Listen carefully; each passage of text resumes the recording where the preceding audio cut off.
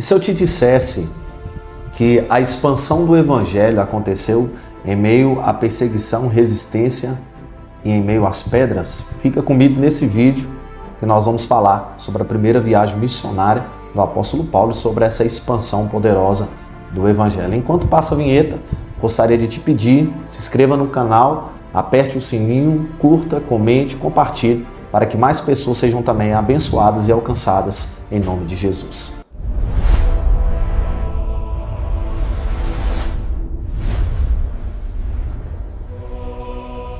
Olá, meus irmãos, a graça e a paz do nosso Senhor e Salvador Jesus Cristo. Nós estamos aqui dando continuidade à nossa série sobre o apóstolo Paulo e hoje nós vamos falar sobre a sua primeira viagem missionária. Aqui em Atos dos Apóstolos, capítulo de número 13, no versículo 1 em diante, assim diz a palavra do Senhor. E na igreja que estava em Antioquia, havia alguns profetas e doutores, a saber, Barnabé e Simeão, chamado Níger, e Lúcio, Cirineu, e Manaém, que fora criado com Herodes o tetrarca, e Saulo. E servindo eles ao Senhor e jejuando, disse o Espírito Santo: Apartai-me a Barnabé e a Saulo, para a obra a que os tenho chamado. Então, jejuando e orando, e pondo sobre ele as mãos, os despediram. Aqui nesse texto que nós acabamos de ler, vai ser o momento em que a chamada, o momento em que o envio de Paulo e Barnabé, ele será confirmado não segundo a vontade do homem, mas segundo a vontade do Espírito Santo. Aqui em Antioquia, a igreja que tinha sido estabelecida, onde eles estavam servindo ao Senhor, a igreja vai reconhecer o chamado deles e quando o Espírito Santo ordena para separar os dois, Paulo e Barnabé, eles então, os líderes vão impor as mãos sobre eles e vão os enviar, mostrando que a obra de Deus ela não é feita pela vontade do homem, mas ela é conduzida e direcionada pelo Espírito Santo. Quando eles vão sair aqui de Antioquia, eles vão fazer uma trajetória muito poderosa debaixo do poder e da orientação do Espírito Santo. Quando eles saem aqui de Antioquia, o texto bíblico vai dizer, veja bem que esse detalhe é muito importante, eles vão chegar em Seleucia, Chipre, logo depois Salamina e Pafos. E quando eles vão chegar em Pafos, eles vão se deparar com o procúnsul, ou chamado governador daquela época. Como aquela cidade era governada por Roma, eles tinham colocado então um governador ali, que prestava contas e que administrava aquele lugar, dando todas as suas informações para Roma. E quando aquele homem importante, aquele governador chamado Sérgio Paulo, ele tentava ouvir a palavra de Deus através da vida de Paulo e Barnabé, vai aparecer um falso profeta chamado Bar Jesus. E esse falso profeta, ele vai agir fazendo com que esse governador não ouvisse a palavra de Deus, tentando impedi-lo de ouvir a palavra de Deus. E o que vai acontecer? Nesse exato momento, Paulo vai impor as mãos, levantar as mãos e falar que ele ia ficar cego. E na sua cegueira, aquele governador vai perceber uma das características fundamentais também do Evangelho, que é o poder de Deus operando. Aquele falso profeta tentou minguar a fé do Sérgio Paulo, mas a verdade é que o poder de Deus operou. Isso também nos mostra uma poderosa lição nessa viagem missionária, né? Que por mais que o Evangelho é o poder de Deus, ele vai encontrar também uma resistência espiritual para tentar fazer com que as pessoas não ouçam o Evangelho, para que elas não ouvindo o Evangelho, elas não venham crer para serem alcançadas e salvas pelo poder do Evangelho. Então, naquele momento, a manifestação de poder vai ser real através da vida de Paulo e Barnabé. Olha esse outro detalhe importante nessa viagem missionária, é que eles vão chegar em Perge da Panfilha. E quando eles chegarem nesse lugar, João Marcos, que tinha os acompanhado no começo da viagem missionária, ele vai voltar para Jerusalém. João Marcos, que era primo de Barnabé, ele no meio da viagem missionária, talvez por algum motivo, por ver que não tinha tanto conforto, tanta comodidade, né, ele vai voltar para Jerusalém. Mas ainda assim, Paulo e Barnabé, eles vão prosseguir e agora eles vão chegar em Antioquia da Pisídia.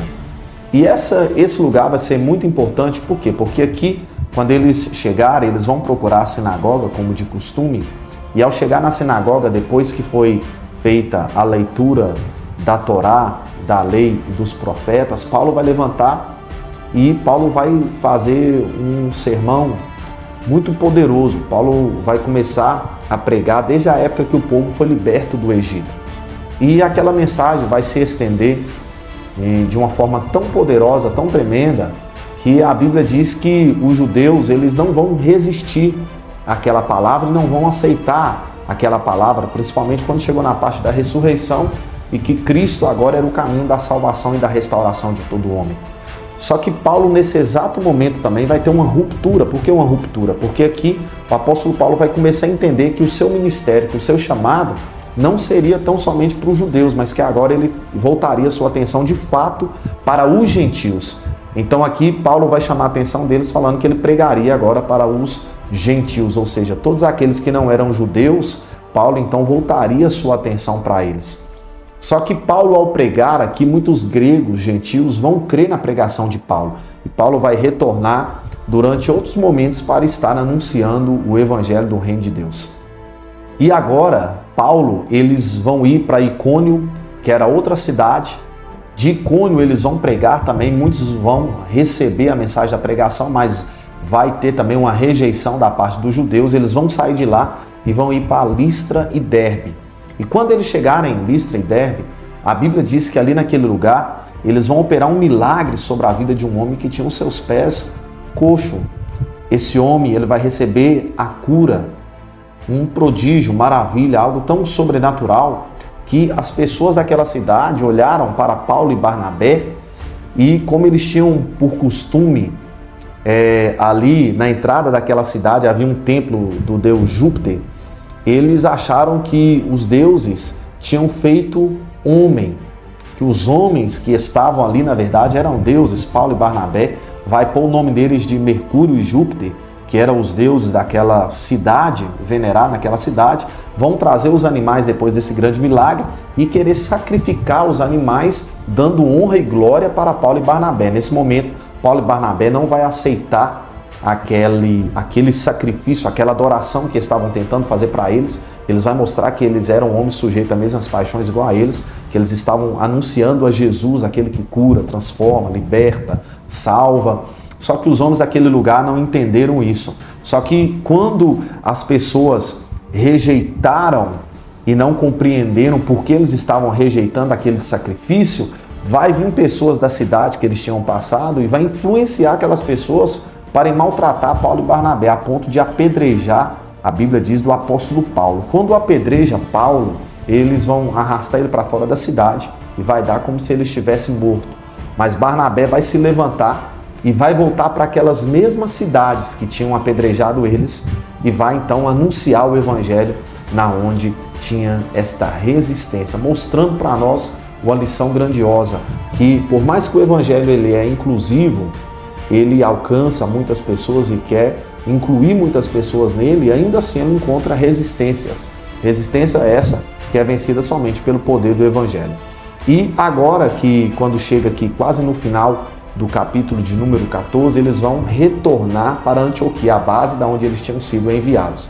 E olha a lição importante e final que eles deixam para nós aqui nessa primeira viagem missionária, está aqui em Atos dos Apóstolos, capítulo de número 14, a partir do versículo 26, diz assim o texto: E dali navegaram para Antioquia, de onde tinham sido encomendados à graça de Deus para a obra que já haviam cumprido.